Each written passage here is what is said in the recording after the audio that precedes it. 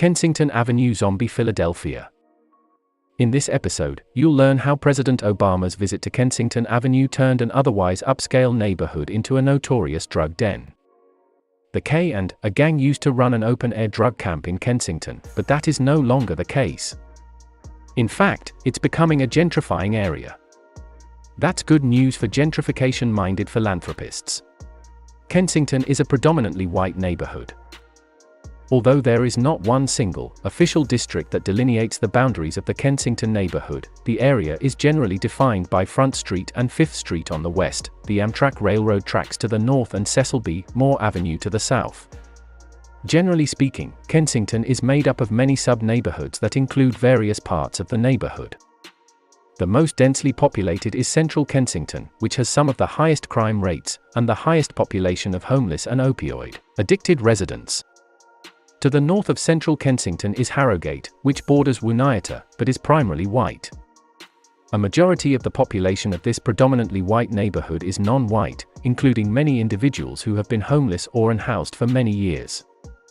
This neighborhood is considered a poverty-free district, but there are still a large number of unhoused and homeless people. Because of these residents' poverty levels, residents often feel unable to recover in their own neighborhood.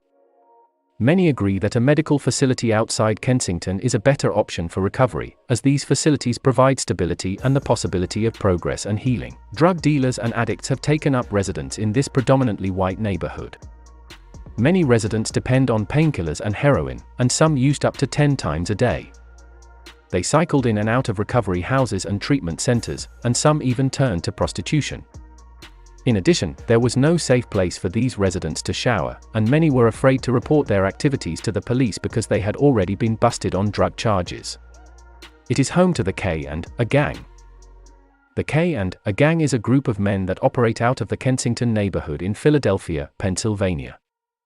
The gang began as a youth street gang and soon expanded to incorporate blue-collar Irish Americans and local hoods.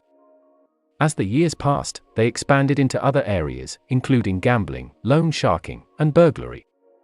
While they may have been notorious for their petty crimes, the gang's members were also involved in the drug business. The K and a gang is a notorious street gang in Philadelphia. It's a popular neighborhood for the unhoused. Because the area is strewn with drugs, prostitution, and other crimes, it's easy to see why Kensington is the K gang's home. Fortunately, the police are doing a great job of tackling the problem. Kensington is not the only neighborhood in Philadelphia that has a drug problem. Although most of these crimes are related to the illegal drug market, others appear to be random. For example, a man using heroin in Kensington was shot while riding an L train through North Philly. Another day, 3 people were shot during an attempted robbery of a pill seller. Philadelphia is becoming increasingly dangerous and has the highest murder rate of any city in the US, with more people dying of drug overdoses every year than in the Vietnam War. It is home to an open-air drug camp. Despite a lack of resources and expertise, the Philadelphia Police Department and Managing Director's Office have been trying to address the issue on Kensington Avenue. They have not consulted local residents, or co-created strategies to address the issues. Instead, they have framed the residents of the neighborhood as criminals, ignoring their true cause and promoting their exploitation. This approach, however, is not sustainable.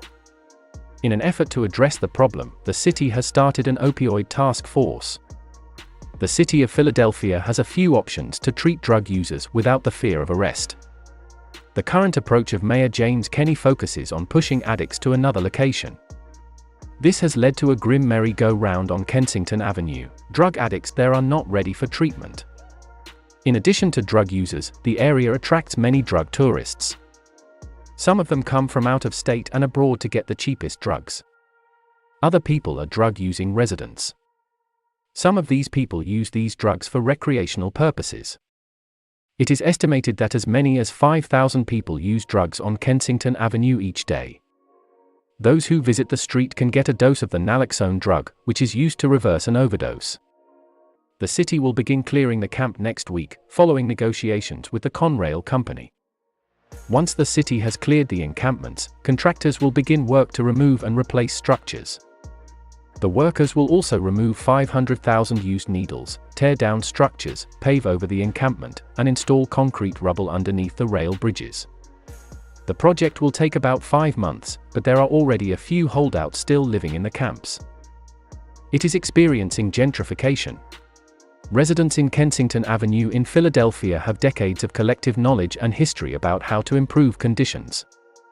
However, those in power have never consulted them or valued their input. The recent closure of a train station on Kensington Avenue is a symptom of a larger disease and repeated failures in structural responses to this neighborhood. In this article, we will look at some of the challenges and potential solutions for this area.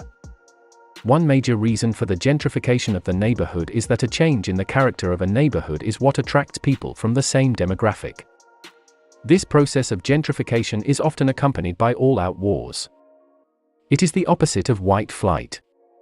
As a result, gentrification can push people of color and low-income residents out of a neighborhood. Although gentrification has been documented across Philadelphia, it may be difficult to identify a clear pattern in Kensington. The neighborhood has a high concentration of low-income renters, and rent increases are often triggered by increasing property values and a newly wealthy demographic who can afford the higher rents. Meanwhile, many white-collar workers are moving out of Kensington and into the more affordable neighborhoods around downtown. The Market-Frankford line connects Kensington to Center City. As the neighborhood becomes increasingly expensive, the chances of delinquency increase. As the gentrification process continues to affect neighborhoods in cities across the nation, Kensington has also seen an increase in the amount of vacant buildings and abandoned buildings. The Federal Reserve Bank of Philadelphia has mapped which neighborhoods are experiencing gentrification. As a result of gentrification, many low-income rental units are disappearing from Kensington at 5 times the rate of comparable areas in non-gentrifying neighborhoods. It is home to a high rate of violent crime. It's easy to imagine how many people in Kensington Avenue would want to go on a zombie hunt. This Philadelphia street, which was once home to Detroit, has an infamous drug problem and a high rate of violent crime. However, the city's political class and mayor have ignored the problems in Kensington for decades. What can we expect when the city's political elite visits one of its most notorious neighborhoods? Philadelphia has a high rate of drug abuse and violent crime, making it the 3rd most dangerous street in the city. While Kensington Avenue isn't as infamous as Fishtown, it does have its fair share of problems. Its high rate of drug crime and homicide is higher than the national average and is even higher than similar-sized cities in other states. As of spring 2018, 2 encampments were smashed and cleaned up. The neighborhood has become a sort of Bermuda Triangle for drug users, who fail to leave Kensington for their own safety and wind up homeless on the street. Thankfully, a recent cleanup displaced a large number of addicts to other parts of the city. But a new group of activists has taken on the problem, cleaning up the wounds of heroin addicts. They are urging for the establishment of safe injection sites to reduce the number of drug-related deaths. It is home to a community garden.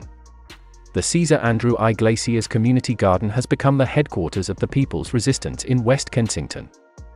With the area undergoing gentrification and losing vacant lots, the garden is a haven for community activities. During the warmer months, the garden hosts gardening tutorials and block parties. It is also an active participant in the community. It is an excellent space for residents to learn about gardening. The City Harvest program is led by the Pennsylvania Horticultural Society and other non-profits.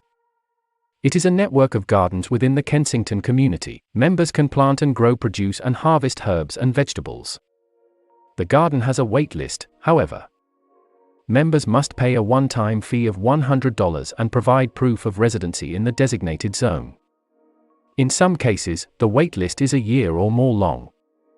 While Kensington is known for its crime problems, the neighborhood is also home to many community gardens. The Eastwick Community Garden, for example, has been around for decades. According to Philadelphia Chief Revenue Officer Jim Tyrrell, the gardens are modeled after war gardens, which were created during World War I to encourage citizens to grow fresh produce and avoid food shortages. The community gardens were established at the request of former City Council President Anna Werner,